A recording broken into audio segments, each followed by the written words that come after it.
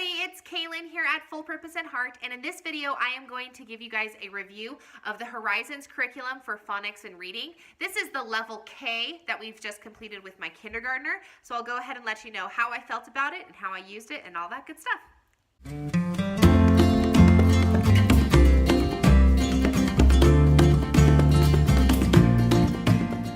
Okay, I'm going to try to make this a good, concise video. I know that I peruse YouTube endlessly when I'm curriculum hunting, so I hope that this video you find helpful and useful in your curriculum search if you're kind of in that world looking for things to do for your upcoming kindergartner. So like I mentioned, this is the Horizons Phonics and Reading program. When you go and buy the program, if you purchase it from, it's published by Alpha and Omega, so if you go to aop.com is where you can purchase it.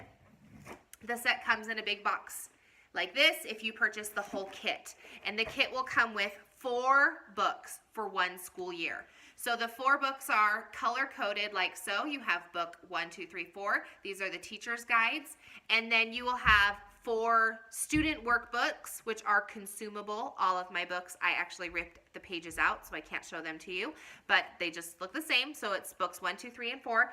And you will also get readers that go along with each one. They are color-coded like the rest of the curriculum, books 1, 2, 3, and 4. You'll also get a whiteboard with a whiteboard marker and a poster that you can include if you buy the kit.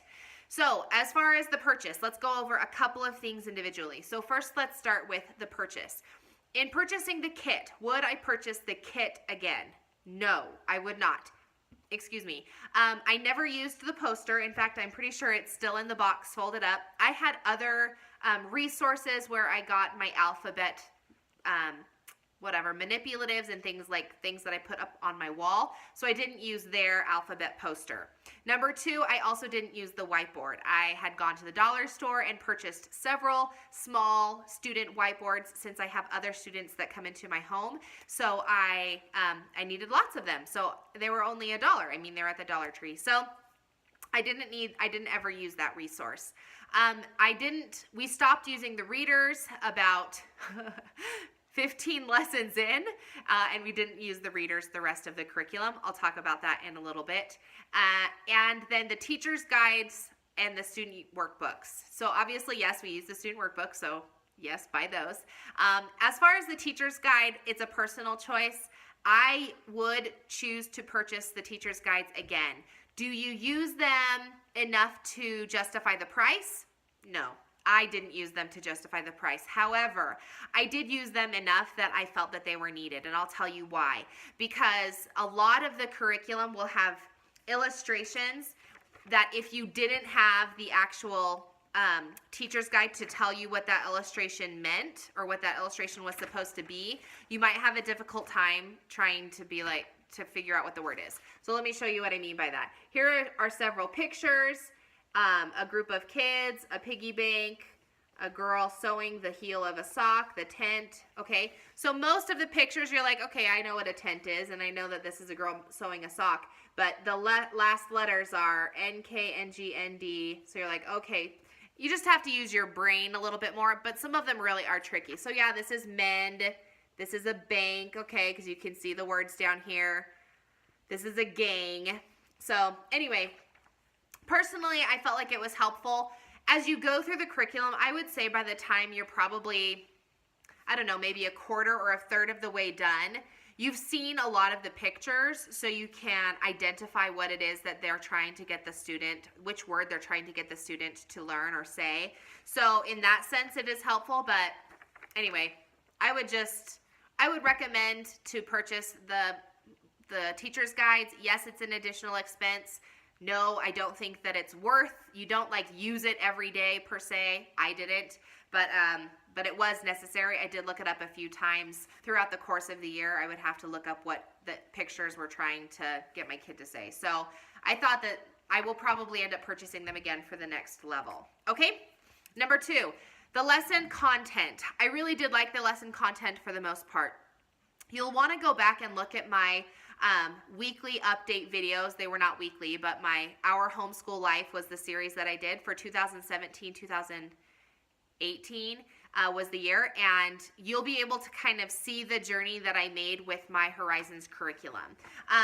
This curriculum, all of the lessons are set up almost the same. So they have the letter sound on top that you're learning. You start with just one letter. You learn the sounds of all of the alphabet, and then you begin with blends and digraphs, and anyway, they kind of build up from there. So this is lesson 60. The lesson is NK.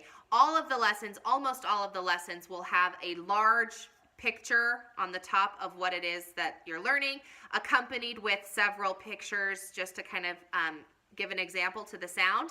And then you do an activity. Usually number 2 is an activity just to practice that sound several times, okay? I liked the variety of the lesson content. I thought that they had lots of different activities, and they kind of, rotated throughout them well. So I didn't feel like we were doing the same activity in every single lesson for the most part.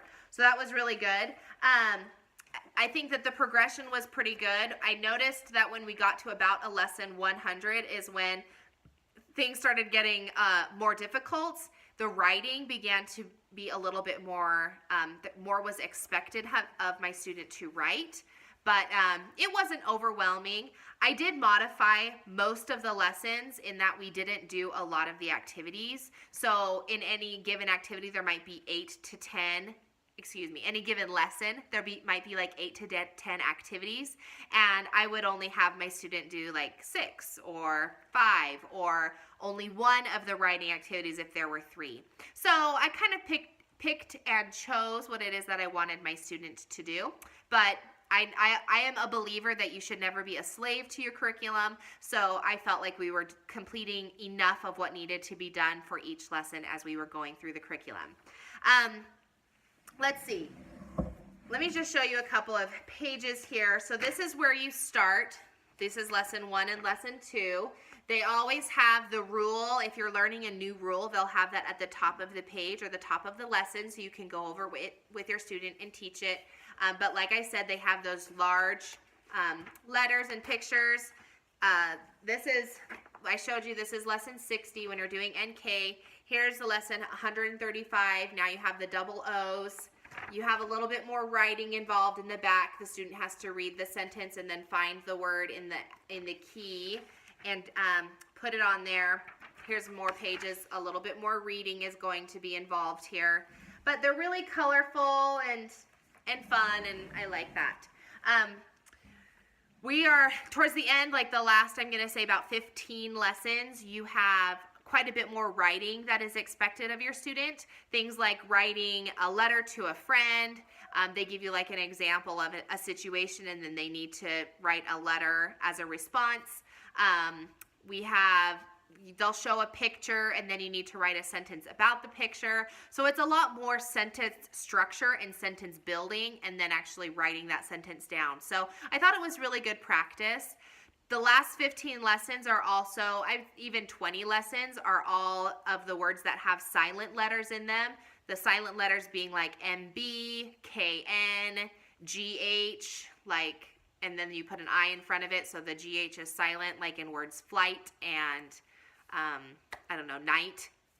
Anyway, so those I have heard are more advanced skills that are practiced in first grade, but my son picked up on them okay. We just practiced them a lot. I had a couple of added activities that we did as my other schoolers were in our classroom, and he just kind of did some of his own work while I was teaching my other classes. So anyway, I thought it was good overall, and I really think it was a comprehensive type of curriculum.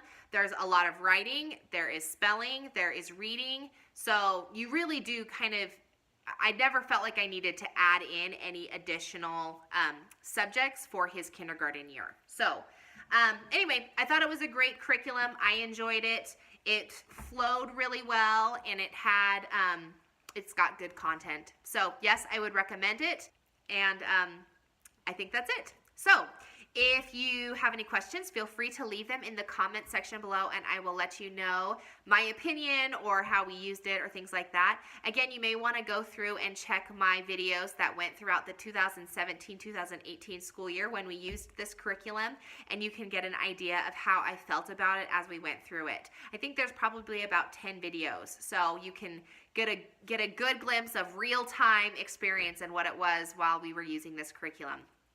And give this video a thumbs up if you liked it. Feel free to subscribe to my channel if you haven't done so already, as I do a lot of videos on our homeschooling journey and how things are going, and I like to do other little tidbits of things that I include in our teaching life. So anyway, thanks so much for watching this video. Hopefully it was helpful to you. Let me know and have a great day.